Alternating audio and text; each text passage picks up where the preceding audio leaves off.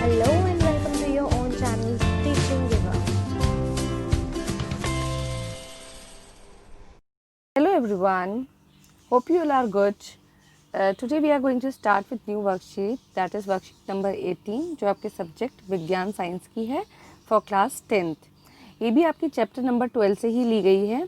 हमने पहले की वर्कशीट में ये पढ़ा था कि विद्युत जो होता है वो इलेक्ट्रिसिटी होती है, विद्युत धारा इलेक्ट्रिक करंट होता है और विभवांतर जिसको हम पोटेंशियल डिफरेंस कहते हैं। ठीक है, तो आज हम पढ़ेंगे ओम का नियम कि ओम का नियम क्या है। अब ओम का नियम भी एक तरह से क्या है, एक संबंध है किसके बीच में, वोल्टेज के बीच में जो आपका विभवांतर है, विद्युत धारा के बीच में जो आपका करंट इलेक्ट्रिक करंट होता है, और इन दोनों के बीच में क्या है, ये एक संबंध स्थापित करता है ओम का नियम। ठीक है, चलिए पढ़ लेते हैं। सबसे पहले यहाँ पर आप देखें कि यहाँ पर 1827 में जर्मन भौतिक ज्ञानी जॉर्ज साइमन ओम, कौन से वैज्ञानिक थे, जॉर्ज साइमन ओम ने किसी धातु के तार में प्रवाहित विद्युत धारा तथा उसके सिरों के बीच विभवांतर में परस्पर संबंध का पता लगाया कि जिस तरह से उन्होंने क्या करा, एक तार लिया, ठीक है, निक्रोम का तार लिया था और उसके अंदर विद्युत धारा प्रवाहित कराई। ठीक है, जब एक तार के अंदर विद्युत धारा प्रवाहित होगी तो यहाँ पर जितने भी आवेश होंगे वो क्या होंगे, एक सिरे से दूसरे सिरे में जाएंगे। आवेश क्या होंगे, एक सिरे से दूसरे सिरे में जाएंगे आवेश। ठीक है, तो होगा क्या, इसको एक सिरे से दूसरे सिरे में ले जाने के लिए कौन जिम्मेदार होता है, विभवांतर। विभवांतर इसको क्या करेगा, कार्य करेगा इसके ऊपर और एक सिरे से दूसरे सिरे में लेकर जाएगा। ठीक है, तो जितनी ज़्यादा यहाँ पर विद्युत धारा होगी, जितनी ज़्यादा यहाँ पर विद्युत धारा होगी उतना ही ज़्यादा विभवांतर देना पड़ेगा, है ना। तो ये एक दूसरे के क्या होंगे, समानुपाती होंगे कि जैसे जैसे हम क्या करेंगे, विद्युत धारा जैसे जैसे बढ़ेगी तो वो किस वजह से बढ़ रही है, हम विभवांतर ज़्यादा लगा रहे हैं, इस वजह से विद्युत धारा बढ़ रही है। ठीक है, तो उन्होंने इन्हीं दोनों के बीच में, मतलब के V और I के बीच में संबंध स्थापित किया था। तो ओम का नियम क्या था, ओम का नियम एक विद्युत परिपथ में सुचालक के सिरों के बीच विभवांतर उसमें प्रवाहित होने वाली विद्युत धारा के समानुपाती होता है। क्या चीज़ बोली गई है कि विद्युत परिपथ, एक विद्युत परिपथ बना दिया जाए,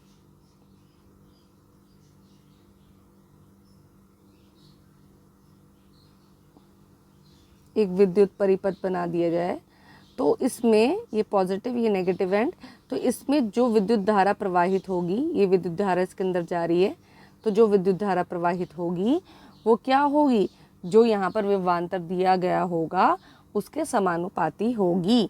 ठीक है, तो इन्होंने मान लीजिए इस तार के दो सिरे ले लिए, इस तार के दो सिरे ले लिए और यहाँ पर लगा दिया एक वोल्टामीटर। वोल्टामीटर आपको याद होगा वो वोल्टेज मापने के लिए और विभवांतर मापने की युक्ति है और वो हमेशा पार्श्व क्रम में लगती है, ये पार्श्व क्रम होता है। ठीक है, कि दोनों सिरों को अलग से लगाया है, तो इसको यहाँ पर इन दोनों तारों के बीच में लगा दिया और फिर क्या करा, जब विद्युत धारा प्रवाहित करी, क्या करा यहाँ से, जब ये विद्युत धारा प्रवाहित करी, ये विद्युत धारा प्रवाहित हुई तो ये देखा कि इस विभवांतर में जो विभवांतर वोल्टामीटर में विभवांतर कितना आया है।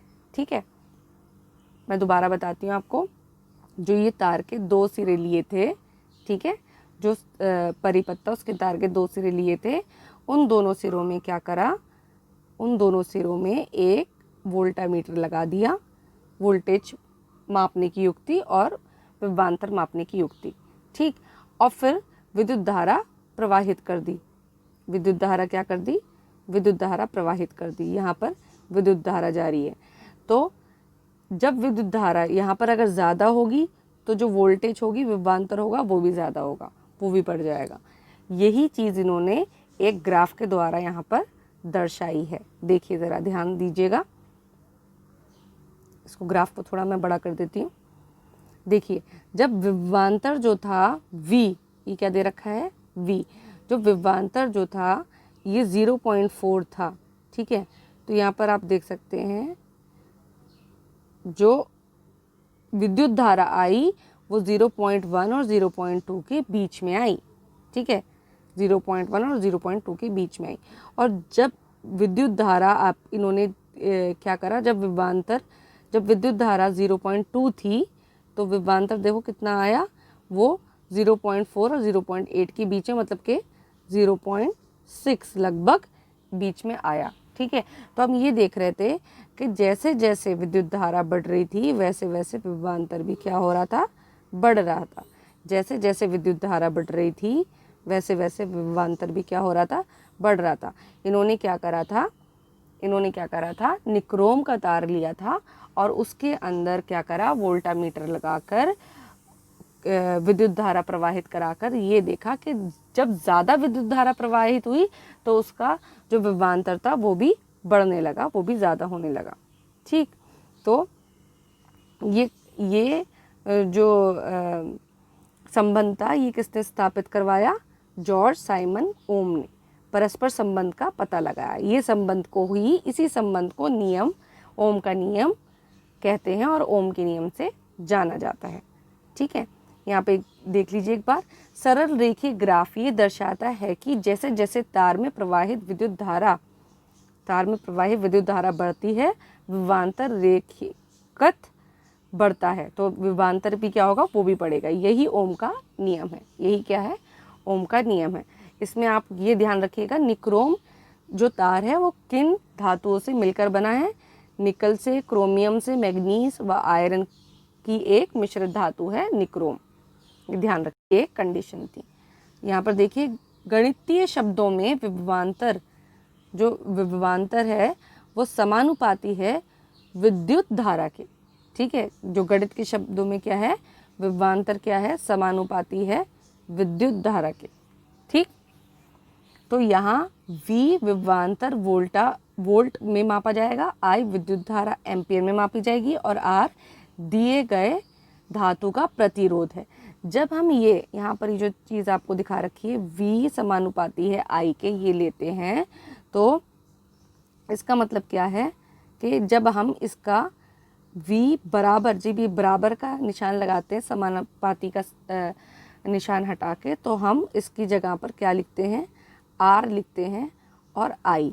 तो ये हटाकर R जो है एक नियतांक है, एक स्थिरांक है जो कि हर एक तार के लिए अलग अलग होता है, वो यहाँ पर लग जाता है। तो इसको इस तरह से ये फॉर्मूला पूरा बैठता है। अच्छा, यहाँ पर देखिए आप, तो हम ये कह सकते हैं V समानुपाती है I के और V बराबर किसके हो जाएगा, I R के हो जाएगा। जिसमें R क्या है, ये प्रतिरोध है और ये क्या करता है, विद्युत हर एक तार के अंदर ये प्रतिरोध मौजूद होता है। या फिर हम प्रतिरोध को खुद से भी बढ़ा सकते हैं, उसकी भी कंडीशंस होती हैं, वो मैं आपको बताऊंगी। तो ये जो प्रतिरोध होता है ये क्या करता है, विद्युत धारा को रोकता है। जैसे कि एक मान लीजिए ये एक तार है, इसके अंदर जो है वो है आवेश हैं, वो क्या कर रहे हैं, आवेश चल रहे हैं, तो ये इनको क्या करेगा, इनको रोकेगा, इनकी जो विद्युत धारा विद्युत धारा जो बढ़ेगी उसको ये क्या करेगा, कम करेगा, विद्युत धारा को रोकेगा। तो ये एक तरह से अनुक्रमानुपाती होता है। क्या होता है, अनुक्रमानुपाती होता है किसके, विद्युत धारा के। आर जो होता है उल्टा काम करता है, मतलब उसको रोकने का काम करता है, उसको कम करने का काम करता है जो आर होता है, ठीक है।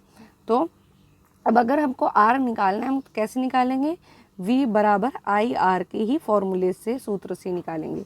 I को ये रहने देंगे और R को ये रहने देंगे और I को जाके इससे भाग कर देंगे, तो ये हमारा R आ जाएगा, ठीक है। तो अगर हमें प्रतिरोध निकालना है तो V बटे में I करके हम प्रतिरोध निकाल सकते हैं इसी सूत्र से। और इसी तरह से अगर हमको V बराबर आई आर दे रखा है, तो हमको अगर I निकालना है तो V बटे में R करके हम I भी निकाल सकते हैं, ठीक है। तो हमारे पास जो चीज़ हमें अगर जो आप न्यूमेरिकल्स भी करेंगे तो उसमें भी अगर कोई चीज़ नहीं दे रखी होगी तो हम ये देखेंगे हमें क्या दे रखा है, वो ही हम सूत्र में डाल के तीसरी चीज़ को आराम से निकाल लेंगे। यहाँ पे देखिए जो आर होता है, प्रतिरोध जो होता है वो हमेशा ओम में मापा जाता है। तो आपसे 2-3 क्वेश्चन यहाँ पे पूछे जाएंगे कि प्रतिरोध किसे कहते हैं, प्रतिरोध का एसआई मात्रक क्या है, और 1 ओम को व्यक्त कीजिए। अब ध्यान दीजिएगा मैं क्या बता रही हूँ आपको। जो आर है वो प्रतिरोध है, ठीक है। कि किसी दिए गए धातु के लिए, कोई भी जो धातु दिया गया है, दिए गए ताप पर, एक निश्चित ताप पर प्रतिरोध एक नियतांक है, एक स्थिरांक होता है, एक नियतांक होता है, ठीक है, कांस्टेंट होता है। इसका एसआई मात्रा क्या होता है, ओम होता है, जिसको इस तरह के साइन से प्रदर्शित किया जाता है, ठीक है। तो इसका मात्रा क्या होता है, एसआई मात्रा प्रतिरोध का क्या होता है, ओम होता है। 1 ओम को व्यक्त कीजिए। 1 ओम को आप कैसे व्यक्त करेंगे, 1 ओम को व्यक्त करेंगे ऐसे, जब हम किसी दिए गए धातु के तार में 1 एम्पियर की विद्युत धारा प्रवाहित होगी और विभवांतर 1 वोल्ट आएगा, तो उसमें प्रतिरोध जो होगा वो 1 ओम का लगेगा। उसमें प्रतिरोध उस तार में जो होगा 1 ओम का लगेगा। इसकी मैं आपको डेफिनेशन भी दे देती हूँ पर्टिकुलर। आप देखिए प्रतिरोध किसे कहते हैं, तो प्रतिरोध किसे कहते हैं, ये चालक का वह गुण है जिसके कारण वह प्रवाहित होने वाली धारा का विरोध करता है। ये आप लिखेंगे। इसका एसआई मात्रक क्या है, ये प्रश्न बनाएंगे। इसका एसआई मात्रक ओम है। तो 1 ओम बराबर होगा 1 वोल्ट बटे में 1 एम्पियर। अब यहाँ पर आप प्रश्न क्या लिखेंगे, 1 ओम को व्यक्त कीजिए। क्या लिखेंगे, 1 ओम को व्यक्त कीजिए। जब परिपथ में से 1 एम्पियर की धारा प्रवाहित हो रही हो, जब परिपथ में 1 एम्पियर की धारा प्रवाहित हो रही हो तथा विभवांतर 1 वोल्ट का हो, तो प्रतिरोध 1 ओम कहलाता है। प्रतिरोध कितना कहलाता है, 1 ओम कहलाता है। तो यहाँ पर आपके प्रतिरोध किसे कहते हैं, प्रतिरोध का एसआई मात्रक बताइए। 1 ओम को व्यक्त कीजिए। 1 ओम को व्यक्त कीजिए, आप यहाँ पे लिखेंगे। फिर धारक नियंत्रक किसको कहते हैं, धारक नियंत्रक वो होता है जो कि प्रतिरोध को एक किसी भी परिपथ में बदलने की क्षमता रखता है, परिवर्तित कर देता है। तो परिपथ में प्रतिरोध को परिवर्तित करने के लिए जिस युक्ति का उपयोग किया जाता है उसे धारक नियंत्रक कहते हैं। ये प्रतिरोध को बढ़ा और घटा सकता है, धारा नियंत्रक, ठीक है। तो एक तरह से हम जब प्रतिरोध बढ़ेगा घटेगा तो जो धारा है, विद्युत धारा है, वो भी क्या होगी, वो नियंत्रण में आएगी। मान लीजिए मुझे विद्युत धारा जो है कम प्रवाहित करवानी है, ठीक है, तो हम क्या करेंगे, प्रतिरोध को क्या करेंगे, बढ़ा देंगे, तो विद्युत धारा कम प्रवाहित होगी। ये अनुक्रमानुपाती होते हैं, मतलब कि जो आई हम ये दिखा सकते हैं, V बराबर होता है आई आर के, ठीक। अब V बटे में I बराबर है आर के, है ना। तो हम ये कह सकते हैं कि 1 बटे में I समानुक्रमानुपाती किसके होता है, आर के। तो ये अनुक्रमानुपाती कहलाता है। जब ये अपॉन में आ जाता है ना, ये भाग के उसमें आ जाता है, तो ये अनुक्रमानुपाती कहलाता है कि उल्टे काम करेंगे। अगर प्रतिरोध बढ़ जाएगा तो विद्युत धारा घट जाएगी, और विद्युत धारा बढ़ जाएगी तो प्रतिरोध क्या हो जाएगा, घट जाएगा। तो ये उल्टा काम करते हैं, ये ध्यान रखिएगा अच्छे से। प्रतिरोध बढ़ेगा, विद्युत धारा घटेगी। प्रतिरोध कम होगा, विद्युत धारा बढ़ जाएगी। तो धारा नियंत्रक में क्या होता है, ये प्रतिरोध को परिवर्तित कर देता है। तो उससे क्या होता है, जो धारा होती है वो भी नियंत्रण में आ जाती है। अगर मुझे ज़्यादा धारा चाहिए होगी, विद्युत धारा ज़्यादा चाहिए होगी, तो प्रतिरोध को कम कर देंगे, और विद्युत धारा कम चाहिए होगी तो प्रतिरोध को बढ़ा देंगे। देखिए यही चीज़ आपको यहाँ पर दिखा रखी है। विद्युत धारा जो होगी वो अनुक्रमानुपाती होगी, किसके, प्रतिरोध के अनुक्रमानुपाती होगी, मतलब उल्टा होगा, ठीक। चलिए यहाँ पर आप क्वेश्चन ज़रा डिस्कस कर लेते हैं। फर्स्ट क्वेश्चन देखिए, ओम का नियम बताइए। ये आपको ऊपर दे ही रखा है ओम का नियम, यहाँ से आप देख के लिख सकते हैं कि ओम का नियम क्या था कि विद्युत परिपथ में सुचालक के सिरों के बीच विभवांतर उसमें प्रवाहित होने वाले विद्युत धारा के समानुपाती होता है, परंतु तापमान और अन्य परिस्थितियां समान रहनी चाहिए, ठीक। वी आई और आर के बीच क्या संबंध है, वही संबंध लिखेंगे आप, ओम का नियम। वी आई आर के बीच ये संबंध है, वी बराबर होता है आई आर के, ठीक है, ये संबंध है। वी और आई के बीच ग्राफ खींचिए, वी और आई के बीच आप यही वाला ग्राफ खींच के बताएंगे, ये वाला ग्राफ आपको बनाना है, ठीक।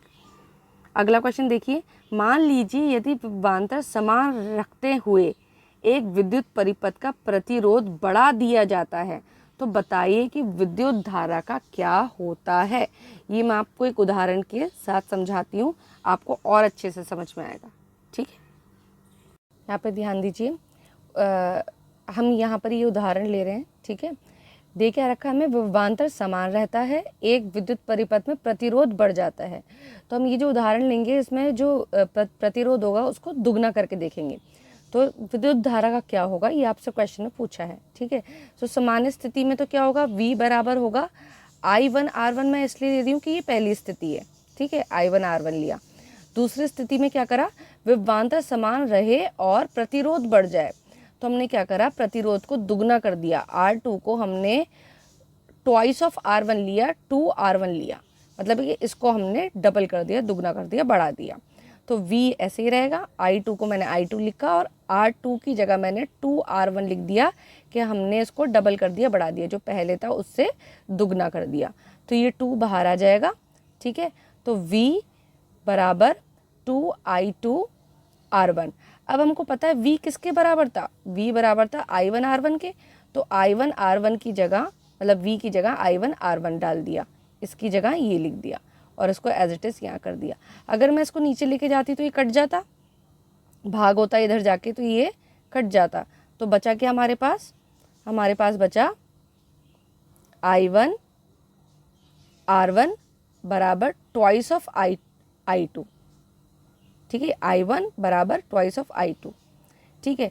तो इसको 2 को जब जाके इसको भाग करेंगे तो I1 बटे में 2 बराबर है I2। मतलब कहने का ये है, जो पहले विद्युत धारा थी वो जितनी भी थी उसका आधा हो जाएगा, कहाँ पर, दूसरी वाले उसमें केस में आधा हो जाएगा, कि उसकी विद्युत धारा क्या होगी कि पहली वाली को अगर मैं आधी कर दूं तो वो उतनी विद्युत धारा दूसरे वाले में रह जाएगी, अगर मैंने प्रतिरोध को क्या करा, बढ़ा दिया। तो हम ये कह सकते हैं, इसका मतलब क्या हुआ, अगर प्रतिरोध को दोगुना किया जाएगा और विभवांतर समान रहेगा तो विद्युत धारा आधी हो जाएगी, अर्थात कम हो जाएगी। तो विद्युत धारा क्या हो जाएगी, कम हो जाएगी। यही चीज़ मैंने आपको समझाई थी, अगर हम प्रतिरोध बढ़ाते हैं तो विद्युत धारा क्या हो जाती है, कम हो जाती है। अगर हम प्रतिरोध बढ़ाते हैं तो विद्युत धारा क्या हो जाती है, कम हो जाती है। थर्ड क्वेश्चन देख लेते हैं। यहाँ दर्शाइए विद्युत परिपथ में विभवांतर V क्या है। यहाँ पर देखिए, जो I दे रखा है वो दे रखा है 2, ठीक है, 2 एम्पेयर, और जो R दे रखा है वो दे रखा है 13 ओम, 13 ओम दे रखा है, ठीक है। तो V निकालना बहुत आसान है, V किसके बराबर होता है, I R की, ठीक है। तो V बराबर होगा 2 मल्टीप्लाई बाय 13, तो V बराबर होगा 26 वोल्ट के। V किसके बराबर हो जाएगा, 26 वोल्ट के, ये आंसर आ जाएगा आपका, ठीक है, थर्ड का।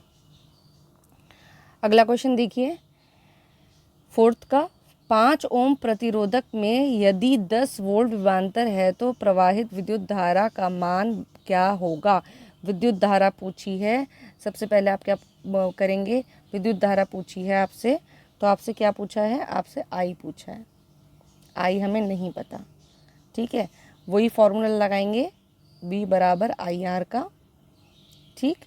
अब यहाँ पर आपको R तो 5 दे रखा है, V दे रखा है 10, आपको क्या निकालना है, I। तो कैसे निकालेंगे आप, V की जगह 10 लिखेंगे, 10 V बराबर IR, V की जगह 10 लिखेंगे, I हमको निकालना है और R हमको दे रखा है 5 गुणा, ठीक है। तो 10 बटे में 5 बराबर I, इसको काटेंगे कितना आ जाएगा, 2, तो 2 एम्पेयर आपका आई निकल कर आएगा आंसर। तो विद्युत धारा कितनी होगी, 2 एम्पेयर की होगी। ठीक है।